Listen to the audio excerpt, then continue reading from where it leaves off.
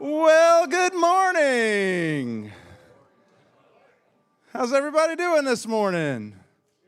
Great. Excellent. It's been cold this week, so I figured I'd wear a sweatshirt this morning. So welcome to Village Church. We're so glad you are with us. We hope you have a blast hanging out with us this morning as we worship together and just actually continue to ring in the new year. By the way, only in the South can you have a week where it's 70 degrees all week and then the next week it's 20 all week, right? I mean, man, what a world. What a world we live in. Today's your first time with us here at Village. This is what's called a first card. If you'll take that, fill it out. It's in a seat near you. Fill it out, take it to the information desk. They have a gift for you, so that's there. Take advantage of that. Online, if you're watching through our website, you can actually do the same thing. There's a little digital version at the top of the screen there for you. Today, right after our service, we are hosting what we call our next meeting. That if you've been hanging out here at Village and you're wondering, man, I wonder how I kind of take the next step. What can I do? What's my next part of my journey at Village Church? That this afternoon, well, actually, right after service, right over here in this corner, we're going to have what we call our next meeting. We're going to talk about next steps for you. Maybe that next step might be membership. Maybe you're wondering, what is this Village place all about? Maybe you're thinking about baptism. Whatever your next step may be, we'll talk about that right after service right over here. So if you're hanging out with us this morning, we'd love to hang out with you right after the service. Hub students, we're back in action tonight. Our 6th through 12th graders will be hanging out right here as we kick off the new year Hub style. And this morning, if you came ready to give, the baskets are in the back for Village offering baskets. We're continuing to collect for the relief work being done in Kentucky through our high five. So if you're ready to give there, that basket's there as well. Hey, band, how are y'all? Hey, Josh. Good. Y'all all right? You good? I'm good. You good? You got to preach today. Yeah, I know. I do. Somebody asked me about my prediction for tomorrow night. You got a prediction for tomorrow night? Yeah, both teams have fun. That's my Oh, prediction. yeah, that's what we're hoping. Yeah, Right. both teams just have a good time. I mean, if that's your expectation, you can't be let Not whether down, you win right? or lose. Right. It's all about Right, Mark? fun. You can't be let down. Like Mark McQuaid. I told Mark McQuaid he's FIFO this week. FIFO. FIFO. FIFO. Friend and faith only. Friends and faith only. That's right. He's an Alabama fan, so friends and faith only. Yeah, it is. Mark, if the miraculous happens and Georgia does happen to win, I'm going to text you and be like, what do I do with myself? Because you know, you've been there. You've been to the mountain. You've seen. He's kind of used to winning. He's used to winning, yeah. It might be news to you to see a loss. I don't know. He'll text you. I'll be in your yard shooting fireworks. All right. Well, we're going to sing some songs together. I think I'll just stay here. I'm just kidding. I won't. Let's stand up, turn to a neighbor, say go dogs, and we'll start singing together.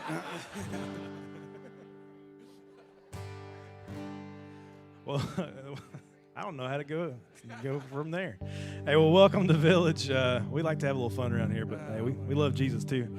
But hey, if you're joining us online for the first time, my name is Robbie. This is Andrew and Sarah, and we'd love it if you guys would sing along with us. We're going to have a good time singing together this morning, and we're going to sing some songs about Jesus, the one who loves us, who cares for us, came for us, and we just invite you to sing along with us. The words will be on the screen. We just invite you to sing.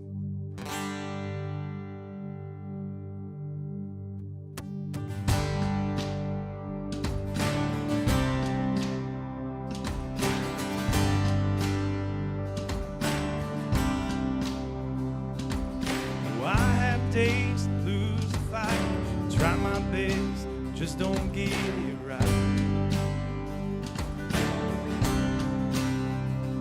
Where I talk the talk, I don't walk, miss the moments right before my eyes.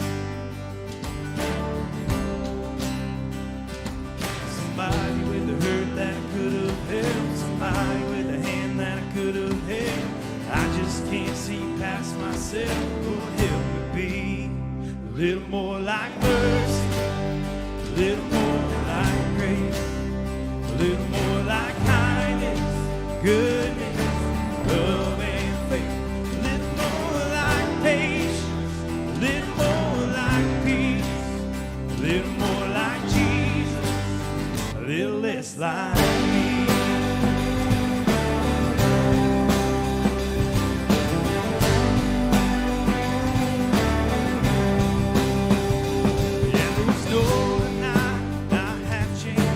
I've been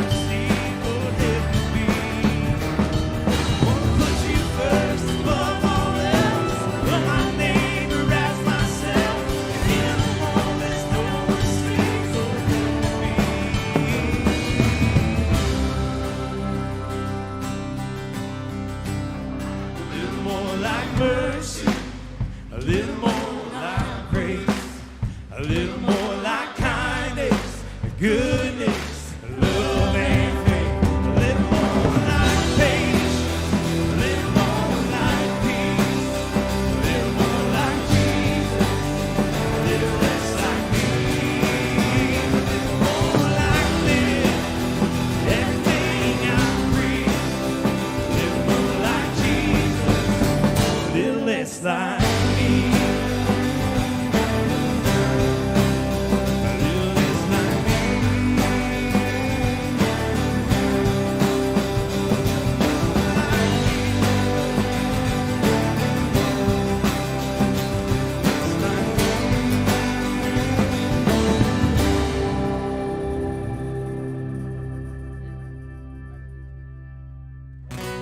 Well, I hope that's on your New Year's list, right? That's at the top of mine. A little more like Jesus, a little less like me. Last week, we challenged you guys to ask the question, what does God think is possible for me this week and this year, actually? And really the thing that God thinks is possible for us this year is to be a little more like Jesus and a little less like me. We've got that opportunity that through our connection with Him, through His redemption, His restoration, His grace, because of what He did for us, now He wants to do that in us. And we've got that opportunity this year. And man, I hope that's your prayer for yourself as we head into 2022. I know that's our prayer for us as a village, right? For us as a gathering, as a church, as a corporate group of people, that we could just be a city on a hill, a light and salt in this world, and that we could be a little more like Jesus. And man, there's probably lots of people who would say they want me to be a little less like me. So I'm working on that, okay?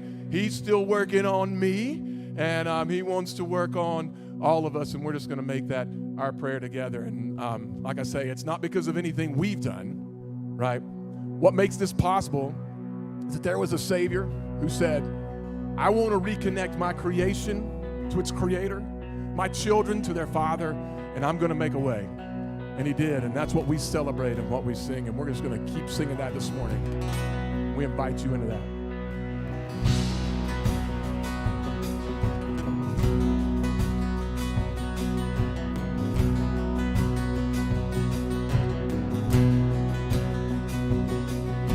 Saturday was silent, surely it was through.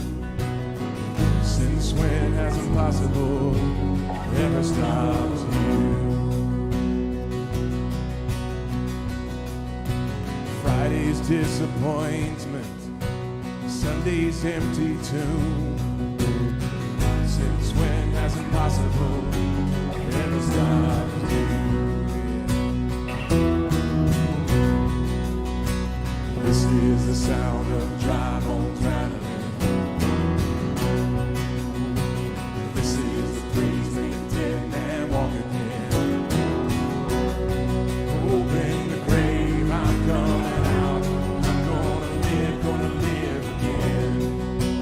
This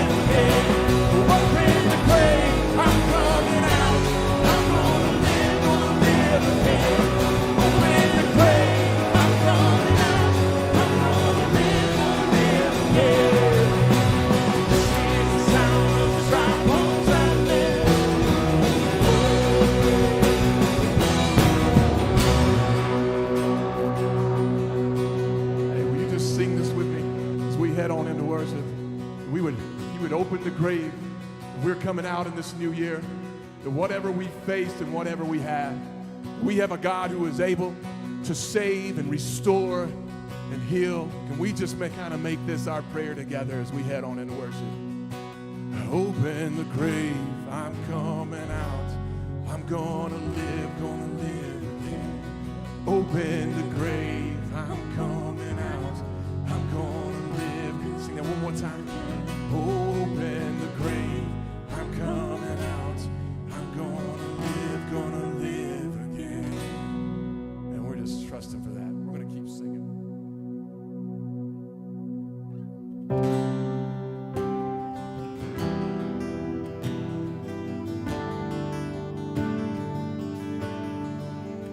Singing to the giver of life, to the giver of love, hope, the very breath that we breathe. You give life, you are love, you bring light to the darkness. You give hope, Here it is. you restore every heart that is broken. You do. Great are you, Lord. It's your breath in our lungs, so we pour out our praise, pour out our praise. It's your breath in our lungs, so we pour out our praise to you only.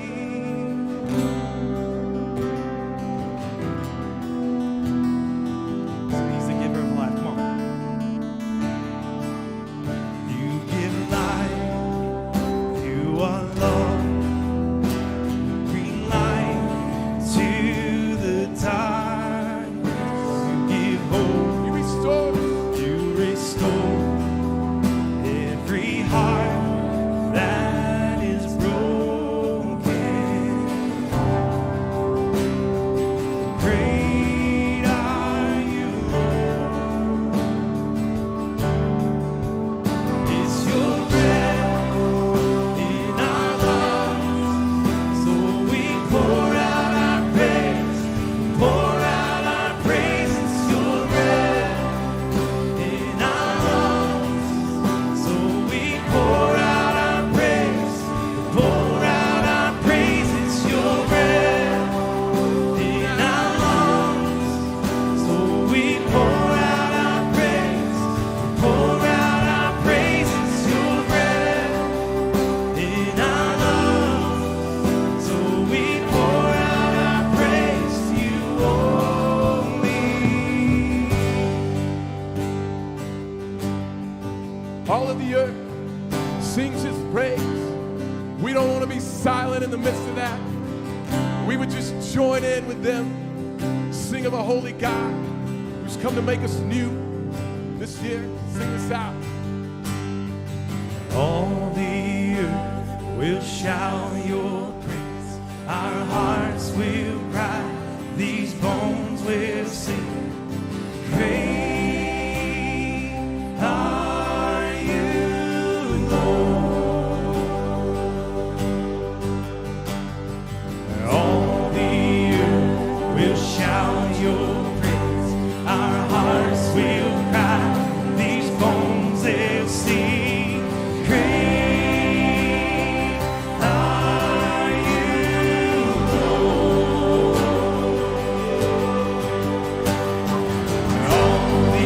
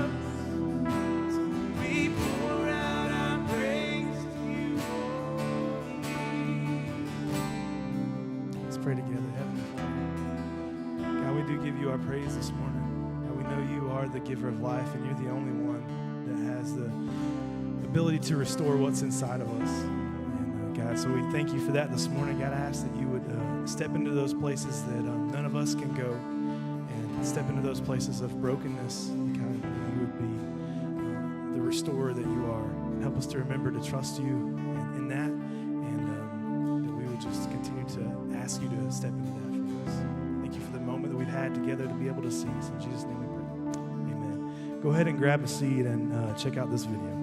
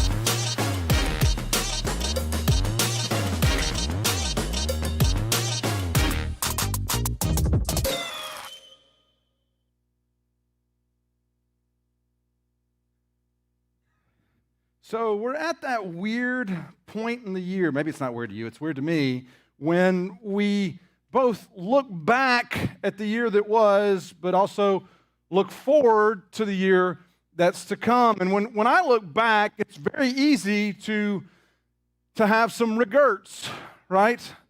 To have some regrets.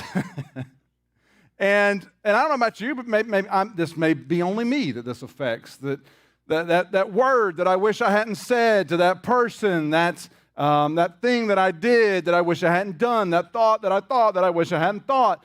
That it's really easy to look back and have some sense of regrets. If I'd only not done this or that, then things would be different here or there. And while I can't do anything necessarily with the regret that I have in the past, and the regret you have in the past, we can think proactively about the days to come, right? And how we're going to go about striving to make wise choices, to be the men, the women, the students that God has called us to be. And often we'll go looking for answers in this, like, man, if I just had the answer to this or the answer to that. But quite often what I've found, if I just had the right question, then the answers will take care of themselves. And if I have the right questions going into 2022, then it will help me live better. It'll help me make wise choices. It'll help me strive to have no regrets, right? To do all I can there. And I actually read a book in 2021 called Better Decisions, Fewer Regrets by a guy named Andy Stanley. And I thought, golly, I wish everybody could hear what's in this book. And so I started with my oldest son. I was like, read this book now. No, we read it together, which was kind of fun. So we read the book together, and we thought as we were coming into the new year, it'd be great to share that with each other. So, disclaimer, if you hear anything smart today, it's coming from the book. It's not from me, okay? If you hear anything and you're like, I don't know if I'd have said that, that's probably coming from me, okay? All right, so we're going to go forward, because how many unwise choices could we make, or could we have avoided if we'd had just a few good questions to ask before we made that decision? You've probably seen the commercial if you watch any kind of sports, the Tom Brady propaganda piece that's out now on ESPN, The Man in the Arena, right? I'm kidding. If I was a Patriots fan, I'm sure I'd love it.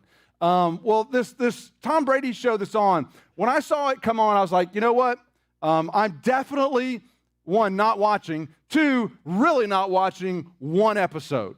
Because I know one episode will have to do with the Falcons blowing that huge lead in the Super Bowl, which, yes, I finally made peace with.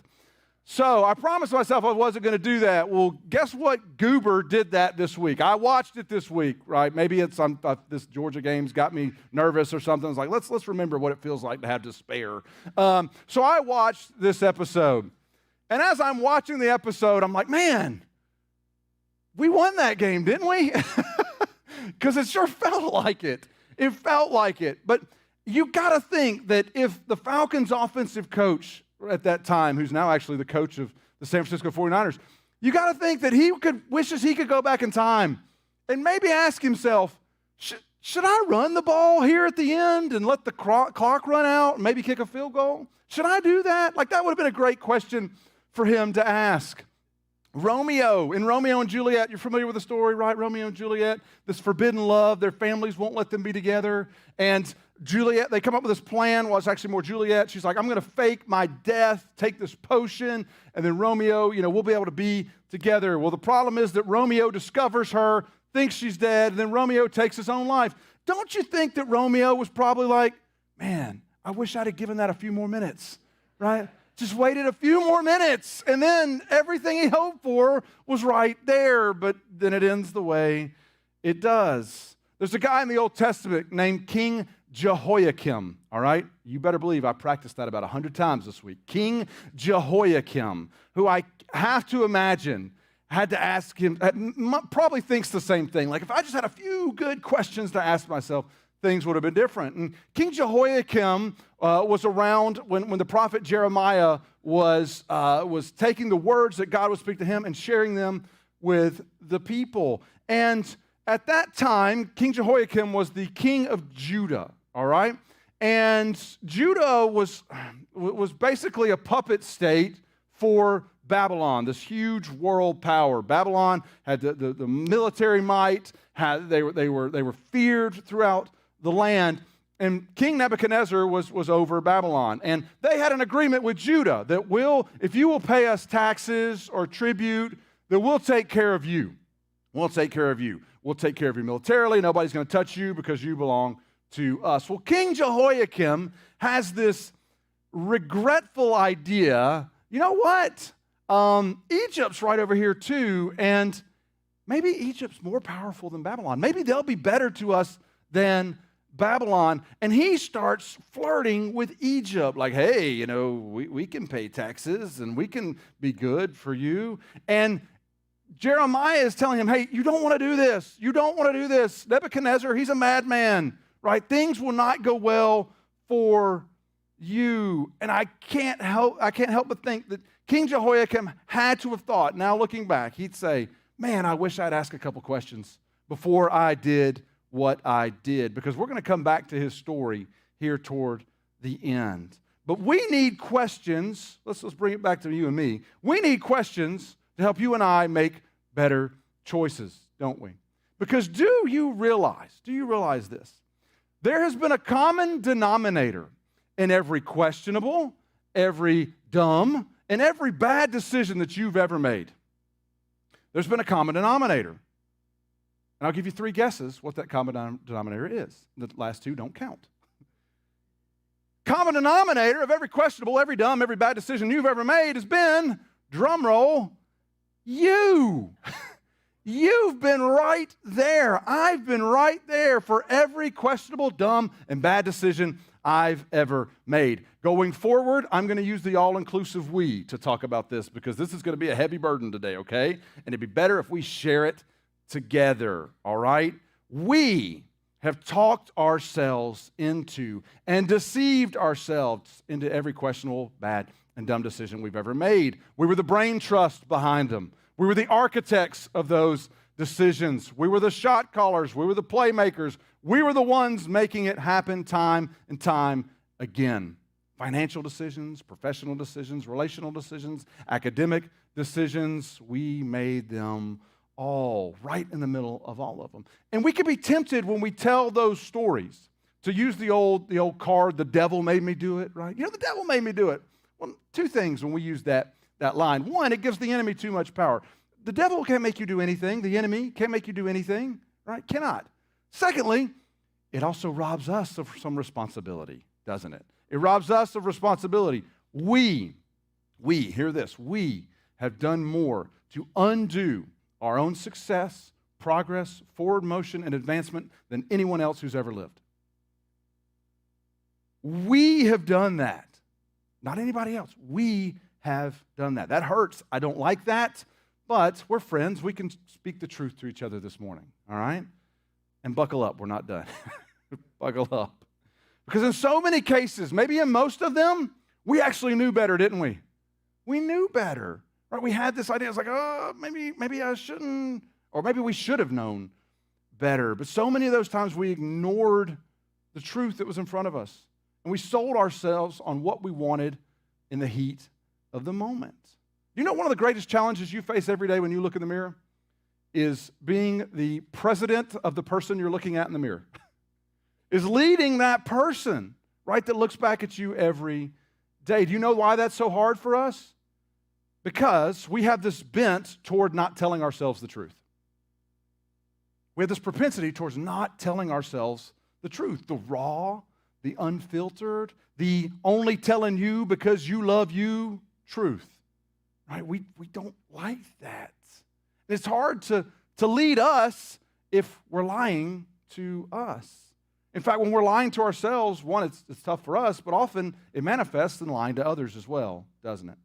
And we may have our reasons for doing so, right? We have our personal, our private justifications, but if we're being super duper honest, those personal and private justifications are often, at best, they're half-truths, aren't they? They're half-truths. And this makes sense if you think about it, because liars, what do liars do? They lie, don't they? I mean, like if you know somebody, you're like, oh, they tell lies. I'm wary of them. Liars lie, and we're wary of them. But half-truths are a little different, because we'll believe those from time to time, won't we? Right? And we won't bat an eye about it. We don't see ourselves as liars, so we'll make up stories to feel better about us. And why wouldn't we? Right? Because we don't like to think that we're liars. We don't like to think that at all. We are, however, suckers for us, aren't we? Right? We're suckers for us. We can convince ourselves of almost anything, can't we? Here's the thing about the truth.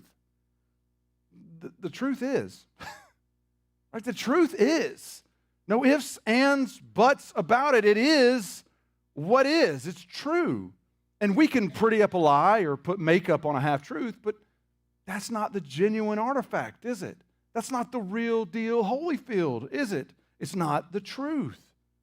There's this author named Aaron Brown who defines untrue stories that we might tell ourselves. She calls them plastic truths, right? Not quite real. They're plastic truths. Stories we tell ourselves over and over and over again about where maybe we had messed up in a situation, but we cover that. We make it less than true when we tell that story. We fill in the gaps with, well, you know, and this happened, and then we just kind of roll right over it. It's plastic truth. And those stories that we tell can tend to be a crutch for us, can't they? We rehearse them over and over and over again so we don't have to own up to the mistakes we make. Because we know this full well. It is so much easier to tell a story where someone else gets the blame, isn't it? Right? So much easier to tell that kind of story. Listen, we see people all day long on television do that. You know, like, what happened? Well, mistakes were made. Mistakes were made. Really? That's a mistake? Wow. Right? Mistakes were made. It's kind of a plastic truth. It's so much easier to tell that kind of story than to take responsibility for the parts that are ours, right, and where we messed up. But if we're going to make wise choices in the year 2022 and beyond, we're going to need the truth. Because untruth and half-truths, those are shaky foundations, aren't they? They're shaky. We can't make the best decisions for us until we're honest with us about us. Right? We can't make the best decisions unless we're honest. So we're going to need a question to help us as we move forward in this new year to make wise choices. We need a North Star that can help us, that can guide us, that can move us in that direction. And it's a question of integrity for you and me. Who am I? Who am I? And are you ready? Here's the question for today. Am I being honest with myself? Am I being honest with myself? In a world where you can pretty much get away with being dishonest to most people, we owe it to ourselves to be honest with ourselves about ourselves, don't we? We need to be honest about what we're choosing and about why we're choosing what we're choosing. And lying doesn't help us, but telling the truth does. So start asking the question, am I being honest with myself? But don't just leave it there. Ask it a second time, because that first time, it's kind of like a first wall of defense when you're wanting to make a choice. Am I being honest with myself? Ask it a second time, but add a word at the end, all right? A second line of defense, all right? Am I being honest with myself? Really? Really? See, really is like one more jab. Like, Josh, are you being honest with yourself? Well, yeah, sure, kind of, okay, yeah. Really? Oh, gosh, no, I'm not. Right, that word really, it kind of reinforces, like, really? Come on, man. The truth's in there. Let it come out. That's what that really does for us. It keeps us from stopping short of the truth. Am I being honest with myself? Really? Why am I doing this? Really? Why am I avoiding them? Really? Why am I postponing that? Really? Why do I keep making excuses? Really? Why do I do this? So, here's what I want to do for the next few minutes. Let's workshop this a little bit, okay? Let's workshop it in our day-to-day. And there's 3 different areas, right, that we want to look at here in the next few minutes where we can really, really struggle if we're not being honest with ourselves, all right? And we're going to workshop these 3 categories of decisions that create, for many of us, the majority of our regret, okay? Or regret, whichever you choose. First one, purchases. Secondly, relationships. Third, habits. Purchases, relationships, habits that we can look back and think, man, I wish I'd never been a part of that, right? Where we have regret. And so many times these 3 are connected, right? Like your purchases may have led you to relationship issues. Your relationship issues may have led you to habit issues. Your habit issues may have led you to purchase issues, all right? Chances are many of our biggest regrets are found in one of these 3. One of these 3 categories. Chances are there. Now, we're not saying that we never make good purchases, that we never have mature relationships, or that we never have healthy habits. We do. Many of us, we have tons of those, and it's great. But we also run into trouble when we get these out of whack, right? So let's put adjectives in front of each of them, okay? And we'll call them dumb purchases, doomed relationships, and destructive habits. The 3 Ds, if you will. Dumb purchases, doomed relationships, and destructive habits. Now let's say a quick word about each. Most of us can now look back and laugh about that thing we bought that was just dumb, right? Like maybe you were up late one night and saw the commercial for the Magic Bullet and you bought 4 of them, right? Maybe you did that. Maybe you were in Walgreens around Christmas time and you saw the Willie Nelson Chia Pet and you're like, I got to have that. That's proof, video evidence. That is true. There is a Willie Nelson Chia Pet. Anybody have one? No. We won't call you. That's not a dumb purchase. That's actually a pretty good purchase. No, you bought that, and it's easy to look back on and be like, that was dumb. Should have done that. But before you bought whatever it was that you bought, you had a conversation with yourself about it. I'm interested. What did you tell yourself? What did you say to yourself before you bought that? If you're anything like me, you probably had to convince yourself. You probably had to build a case for why you want that. Maybe you pressured yourself. Maybe you sold yourself. So what did that sound like? What was your pitch to you about why you needed that? It's important to think about it because it's important to think about that because it's probably more important to think about it at that level, the why, than the what that you bought. Because we deal with it, when we deal with it, the why, we start to unearth, well, why did I do that? So what did you tell yourself? Probably something about how you needed it. Right, how you needed it. And we'll talk more about that in a minute. You need it for this reason. You need it for that reason. You needed it because everybody else had one. You needed it. What's interesting about that is if an actual salesperson gave you that spiel that you gave yourself about why you needed that, you probably would have been like, get up out of my face. You're not telling me why I need this. You probably would have been offended. Be like, you need to go on and talk to somebody else because I'm not like that. I'm not making that choice. But everything that we've purchased that we'd like to just throw in a big old pile and take it back, we sold ourselves on that, didn't we? We sold ourselves on it. So how'd you do it? How'd you pitch it? We need to know because pretty soon, you and I, if we're not careful, we'll do it again, won't we? We'll do it again. listen to what you tell you. Dumb purchases. Next one, doomed relationships. This is going to be fun or not. Ladies, we'll start with you. Ladies first, okay? Maybe you've told yourself something like this before. Sure. So he's been jobless for about 10 years, and that's because he has a particular set of skills. He's like Liam Neeson in Taken, that he's just waiting for the perfect opportunity, and one day God's going to shine a light, and it's going to happen. And yeah, he might still live with his parents, even though he's 45, but that's because he just loves them so much. He's a family man. I mean, come on, everybody knows that. And yeah, so he's asked me to pay for the meal the first 5 times we've gone out, but he said he's going to pay me back, right? I mean, that's his words good. And after all, my parents don't approve, but so what? They're not dating him. Imagine if a friend gave you that pitch. You'd love this guy. He's great. He's got no ambition. He's got no prospects. He's got no opportunities in front of him. And, oh yeah, by the way, he has this terrible habit of running over puppies, right? You'd be like, no. First you'd be that friend. Well, what do you think of me? Right? That you bring this for me. Pretty much everything on this list would be a flashing red light for you, wouldn't it? You'd be like, hold up, puppies? What are we talking about? I don't know about that. But when it gives birth in our minds, for some reason it's different. Right? You're like, I could overlook the puppies thing. Right? We look at it differently for some reason, and that makes it dangerous for us. Guys, same goes for you, us. Okay, so she can be a little manipulative. But she knows it. She'll tell you, hey, I'm sorry. And then she'll go off on me for some random weird thing. But she seems to be aware of it. It's okay. She also admits she's not good with money. She's got 18 credit cards, but who doesn't? I mean, that's fine.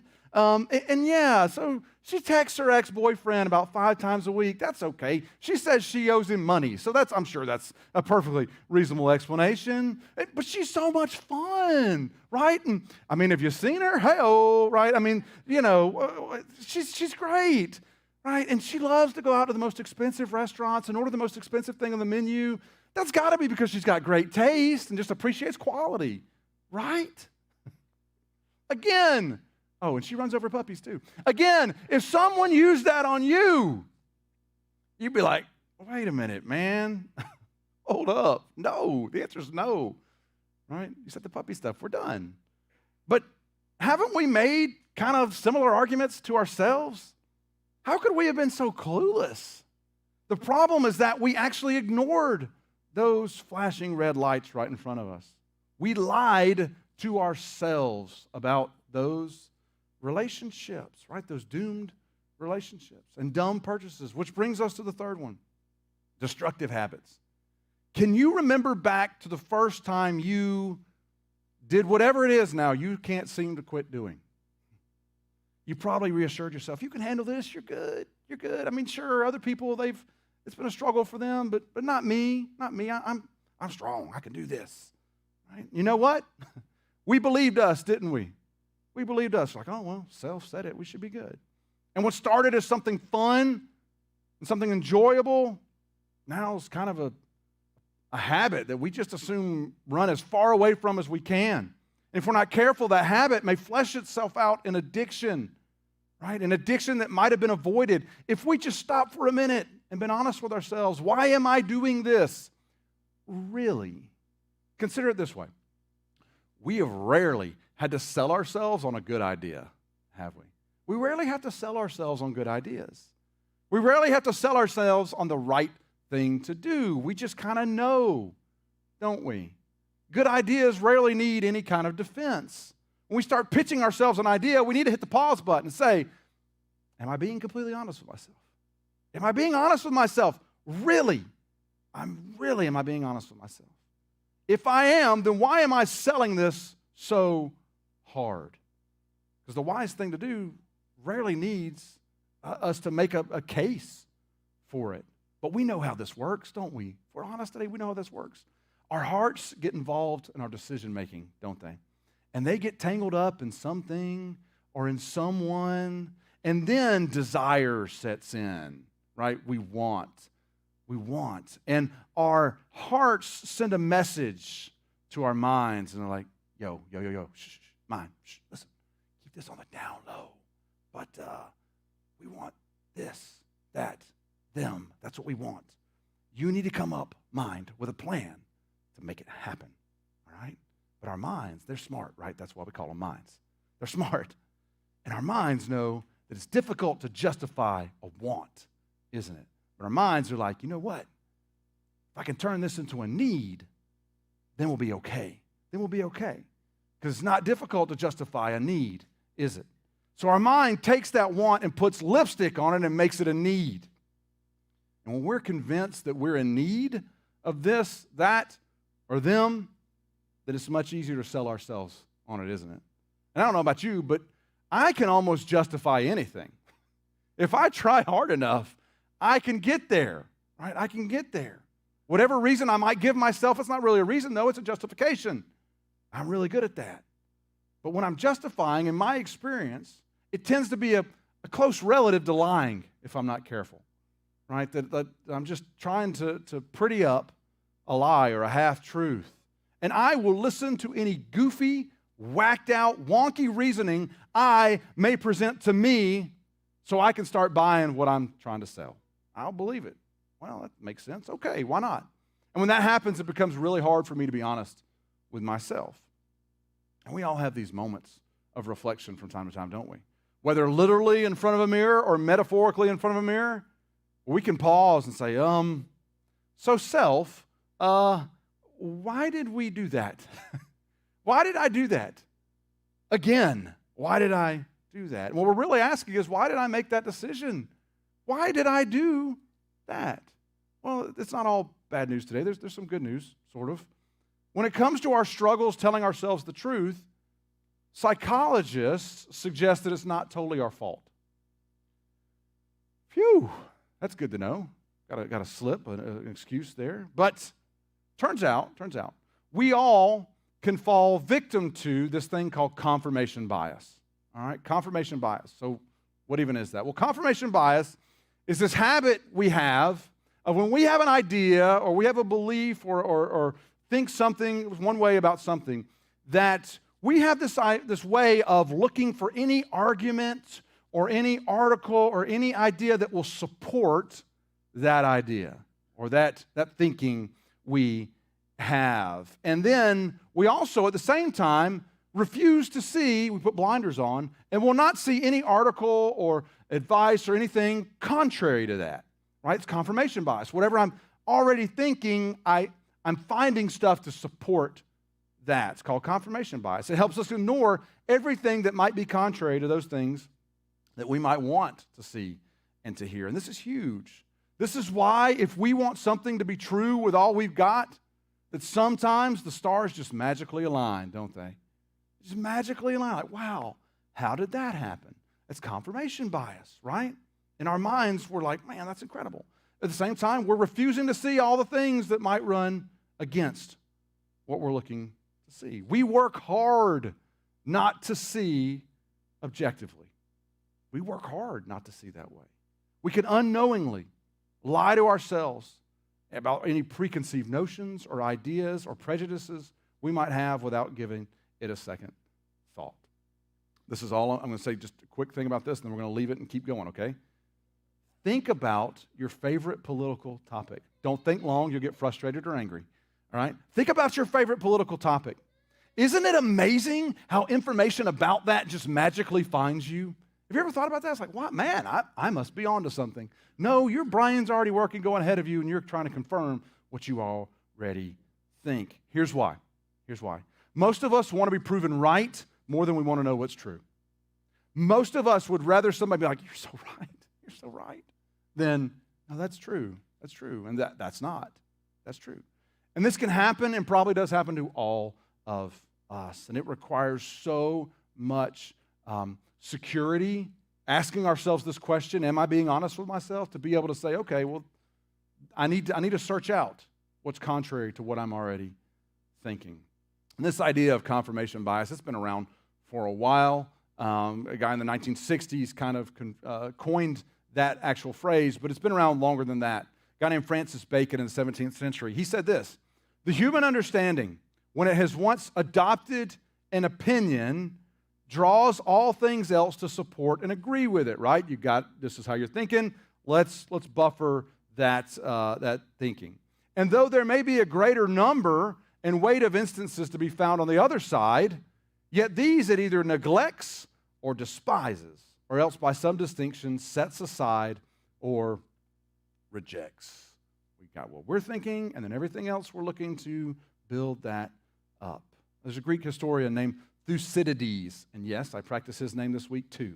Around the 4th century BC said this: "For it is a habit of mankind to entrust to careless hope what they long for, and to use sovereign reason to thrust aside what they do not fancy." In 2022, we need to bring back the word fancy, don't we? I don't fancy that. I fancy the Dogs winning tomorrow night, right? We look for reasons to support what we're hoping or we're thinking. And we also look for, we're trying not to see other reasons. But even way back before Thucydides, we come back to our guy, King Jehoiakim, all right? He had this idea. He was like, you know what? We're paying so much in taxes to Babylon. Maybe there's a better deal to be had with Egypt. And Jeremiah is telling, hey, no, don't do this, don't do this, don't do this, don't do this. You don't want to do this. Well, guess what Jehoiakim does? Well, one, he doesn't ask the question, am I being honest with myself? Really, he makes the choice. He flirts with Egypt. Well, guess who finds out? King Nebuchadnezzar of Babylon. He finds out. And he comes, and they just ransack the capital of Judah and Jerusalem. They ransack it. They pillage it. And he comes and takes King Jehoiakim, because Nebuchadnezzar has this really cool collection. He has this hobby. He collects kings, right? Like maybe you collected baseball cards as a kid or something, but this guy collects kings. So he brings Jehoiakim and puts him in this dungeon with this king collection. In fact, he does them one better. Not only does he collect them, he also takes their eyes. He makes them blind. So Jehoiakim, his decision gets him to be part of one of Nebuchadnezzar's king collection. And then Nebuchadnezzar's like, you know what? Well, you need a king here. So we're going to put your son, King Jehoiachin, in power, right? Interesting naming back then, right? So he's going to be king. But then Nebuchadnezzar goes back and he's like, you know what? Jehoiachin, we need to go in another direction. So he goes and he takes Jehoiachin, King Jehoiakim's son, and adds him to his king collection, right? I mean, you think soap operas are crazy. This is crazy. So this is what happens. And then he takes this guy named King Zedekiah. Oh, his name's Zedekiah. He makes him king. And Zedekiah is actually Jehoiachin's uncle. And he's like, listen, you're going to be king now, and just pay taxes, make sure the bills come in on time, and we're going to be good. We'll provide military assistance, all that jazz, okay?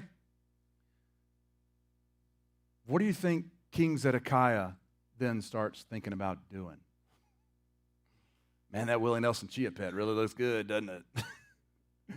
Man, Egypt over there, they're a little better than Babylon. This whole time, Jeremiah, our prophet, our guy who writes this account, Jeremiah's like, no, you don't want to do that. You don't want to do that. Haven't you seen, the Jehoiachin, you seen where they are? You don't want to do this, Zedekiah. You don't want to do this. Zedekiah, though, he's the man. He knows it. He's gonna make his decision because he's a king, man. And he does the same thing. He enters into an agreement with Egypt. Guess who comes knocking?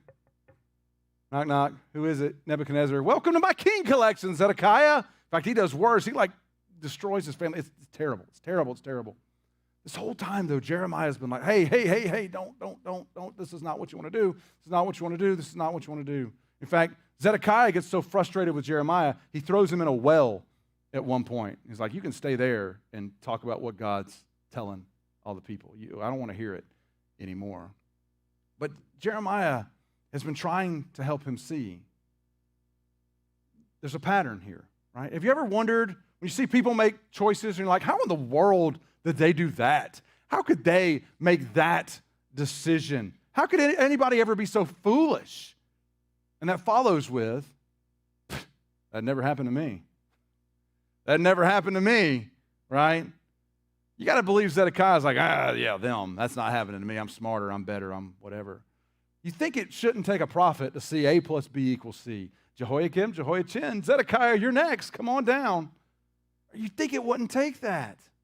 But there's this interaction that Jeremiah has with King Zedekiah, where Jeremiah kind of sums up all this that we've been talking about today with this verse that it's interesting. You won't find it on any Hallmark cards, but this is what he tells King Zedekiah in Jeremiah 17:9. He says, the heart is deceitful above all things. The heart. He doesn't say a heart. He doesn't say your heart, Zedekiah. He says the heart. Like we share this condition. The heart. Yours, mine, everybody in our family, our friends. The heart is deceitful above all things. And notice he doesn't say the heart's a liar.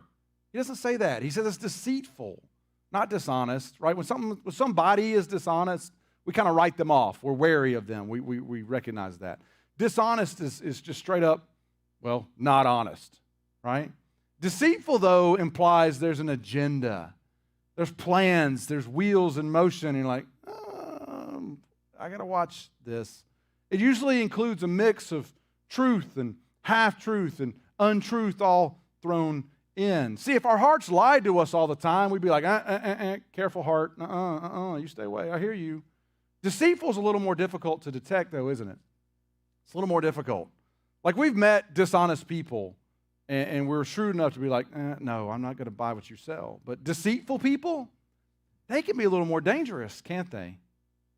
Jeremiah chooses his words carefully here. Our hearts are deceitful. They can be dangerous. It's why we can be so convincing to ourselves, right? Because we don't just lie to ourselves. We're deceitful toward us. But he wasn't finished. The heart is deceitful above all things and beyond cure. No cure, no remedy, no vaccine. It's a permanent condition. We don't outgrow it. We don't outmature it. We can't fix it. It's hardwired. We're doomed, I tell you. Doomed. Maybe not doomed, but he's saying this is legit. This is the real deal. The heart is deceitful above all things and beyond cure. This is what it is. But you know what knowing that does for us? Helps us keep an eye on it, doesn't it? It helps us supervise. He's saying it's a permanent state. There's no changing it. So you need to pay attention to it. When my youngest son was a toddler, he liked to just leave the house. It was interesting. Hey, where's Jonas? I don't know. Oh, he's next door. No, it didn't get that bad. But he learned how quickly to unlock the door. All right? And homie would just go outside. You're like, so we had to keep an eye on him. Always knew where Jonas was. Always knew. So finally, we installed security locks at the top of our door. So that little dude couldn't get up there to unlock it. Good news, today he can, but he's a little more trained at this, so we're good. But now we keep strangers out with it, which is great. But it was a constant supervision for him. It's like, where's Jonas? Where's Jonas? Oh, okay, phew. There he is. Okay, we're good, right? But we had to keep an eye on him. Same with our hearts. If we don't stay active in checking our motives, asking the question, are we being honest with ourselves really? We can deceive ourselves. We can deceive ourselves. But before we get there, Jeremiah had one more thing to say about this. He said, the heart is deceitful above all things and beyond cure. Who can understand it? I want to be like, well, Jeremiah, I was looking for you to advise me there to help a brother out. But good question. Apparently no one. Apparently no one. Who hasn't at some point thought to themselves, I don't understand why I did that. I don't understand. Which is another way of saying, I don't understand why I just decided what I decided.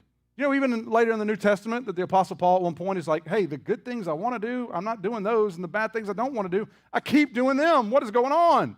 But he asked this question. Why did I choose what I chose? where in one moment a decision makes perfect sense to us, and the next moment we're like, what was wrong with me there? What was I doing that? Why was I doing it? That's why the person that looks back at you in the mirror is the hardest person you're ever going to have the opportunity to lead. The person that looks back at you. See, Jeremiah's words explain why super intelligent people make super stupid decisions. Right? That's why they do. It's because of our hearts. Decisions that we look at and think, man, even I would know better than to do that. But would we? Would we? Because we can make decisions like that as well. Questionable, dumb, and bad decisions. So if there's no cure, we're done, right? We're done. We're like the New York Jets of decision makers. Just done. Trying to get that first pick every year. Well, there may be no cure. There is absolutely hope for you and me, and I want to leave you with that today. There's hope to keep our deceitful hearts in check. And three things real quick, okay? First, when it comes to monitoring that heart of yours, first is admit it, man. Admit it. I used to watch G.I. Joe cartoons as a kid, and at the end of it, they tell you that knowing is half the battle, right? Knowing what your heart is up to is half the battle. Know thyself. The sooner you embrace this uncomfortable fact, it's not comfortable, it's not fun, the more you'll be able to watch your motives and have a kind of healthy suspicion about yourselves, kind of giving your heart a stink eye every now and again, like, what'd you say? I don't know about that. The more cautious you'll be with the salesman inside of you who's just looking to sell you on the latest thing or whatever. And the easier it will be to recognize when you're being tempted to justify what may just be a lie you're telling yourself. So admit it. Admit it. Secondly, ask it. Ask a question. Am I being honest with myself? Really? Right? Make sure the really's there, because that'll be another line of defense. Have a heart-to-heart with yourself. Do it in front of the mirror. Use your name. Josh, are you being honest with yourself? Really? And listen, you might not even act on the honesty you give yourself, but just knowing will be the first step in helping us. There's a line in a Avett Brothers song that says, tell the truth to yourself and the rest will fall in place. We've got to practice this. Ask the question, am I being honest with myself? Really? See, we owe it to ourselves to be honest with us. It won't hurt to know. Third, last one, be curious. Be curious. I love this one. A lady named Brene Brown says this. She says, our rational grown-up selves are good liars. Doggone it, she's right. And to get past this, she said, we're going to need some emotional curiosity. Emotional curiosity. We need to push through our discomfort and get curious about why we're feeling what we're feeling, why we're determined to do what we're determined to do, and get to the truth. Why is it? Start asking yourself, man. Put yourself on the stand. You may yell back at yourself, you can't handle the truth. Be like, no, but I still need it. I still need it, Jack Nicholson. I need it, right? Tell it to me. You know, most people don't do this, though. They may admit it, they may ask it, but very few of us get curious. Get curious. Don't be most people. Don't be most people. Even when it's uncomfortable. And can I tell you this? It's not going to be comfortable. It's not going to be comfortable. It's not. But man, we owe it to ourselves. Jesus said in the New Testament, remember this? He said, you will know the truth, and the truth will what? Set you free. You know what lying does? Dishonesty does? Does the opposite. Dishonesty is going to build a prison around you. It's going to be hard to get out of. See, you and I need to make a decision that this year we're going to live with integrity. We're going to be people of integrity. That I will not lie to myself this year when the truth makes me feel bad about myself. I'm not going to keep lying. I'm going to tell myself the truth. Now, I'm going to strive to act on that. I'm going to tell myself the truth. So admit it. Ask it. Be curious this year.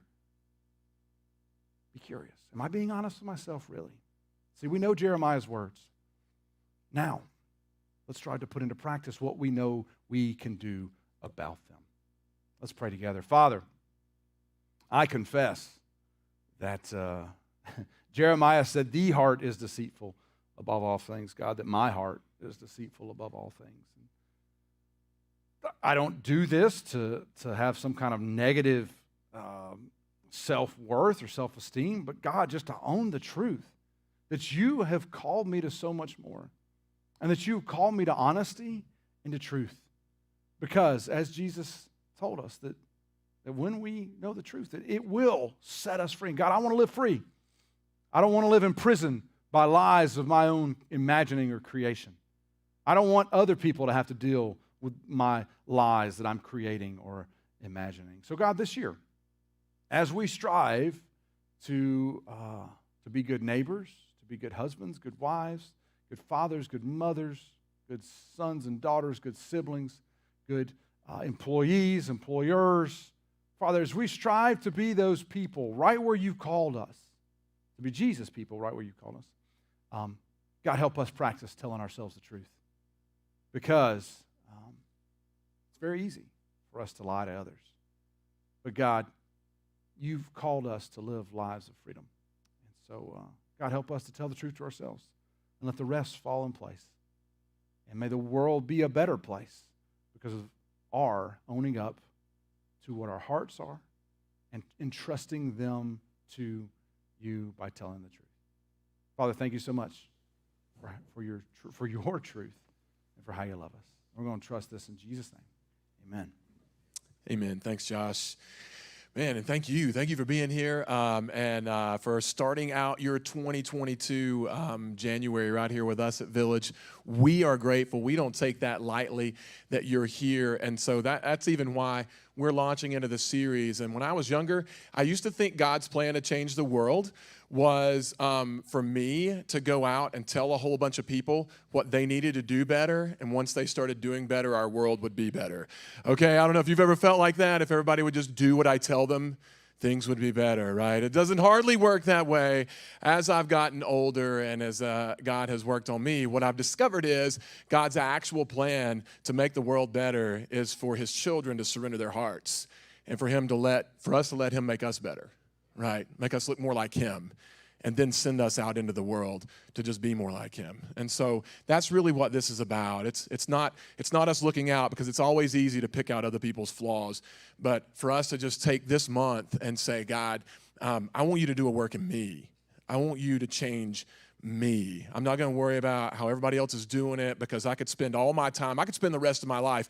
Somebody asked me one time, what would be your ideal job? Like if you could have your dream job. And I thought about it, and I went through all the professional sports that I would love to play and that skinny white guys can't.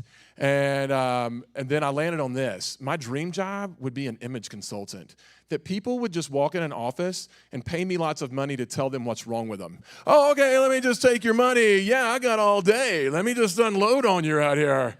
Right? Turns out that's not God's plan for me either. Okay, so, but I love this that Josh points out. It's that if we could do one thing, if you get yourself one gift this Christmas, get yourself a really good mirror and stand in front of that every day and say, God, help me be honest with me. God, you be honest with me because I want to be more like you and less like me. I want to walk out in this world so that my family, my children, the people I love, and even the people I don't know have a chance to know the Jesus I know. And that starts with me working on me. And I've got a mirror, and if you get really good at this, you'll even give your mirror a name, okay? And my mirror has a name, and its name is Diana. And so if you get really good at this, get you a mirror named Diana and stand in front of that and say, is this okay? Should I say this out loud to the person I'm about to go say this to? Find somebody that really loves you, really cares about you and your family and their future. And sometimes she's like, you should not ever say that out loud to anyone, right? And so that's the kind of mirror you need. That's the kind of mirror God will put in your life if you let him. But know that. We're working on that this week and this month and this year so that we can be better individuals and that we can be a better church and a better light and a better voice and face and hands and feet of Jesus who walk out in the world. So we're so glad you're here. Join us next week as we continue this. Hub students, we're right back here tonight. Josh said earlier, if you've been hanging out for a little while and you're wondering what a next step looks like, we're going to take, here in about 5 or 10 minutes, we're going to flip this room around just a little bit. We'll meet with some of you down here. We would love to tell you what a next step might look like for you, whether that's a step into faith. If you've been asking the faith question, you're like, I don't even know what this looks like to start a relationship with Jesus. We would love to have that conversation with you. Or if you've heard about baptism or you wonder about membership, or if you're just wondering what it looks like to get a little more involved in this community of Village, we would love to tell you more more about that. So we hope you have a great week. I hope your 2022 starting off great. If you need us to pray with you, walk with you, talk with you, there's little prayer cards in the back of your seats too. If you don't want to catch us right at the end, you just want to leave us a note, drop that in the basket. We would love to touch base with you this week and let you know that we're praying right along with you. Oh, yes, thank you for that, Robbie. Also, launching this new year, we're trying to do better at communicating with you things that are going on, especially the other day reminded us when we had a potential snow day, right? We're like, how's the best way for us to continue to communicate with our village family, big events, big ideas, next things that are coming up, or especially one-offs like, hey, the snow caved our roof in. We're not having church, okay? So if something like that happens, we want to be able to tell you. So if you text the text Village NC, no spaces, the word Village NC, to the number 94,000, just pull up your text message, type in, I want to text to 94,000, and then type in that word Village NC.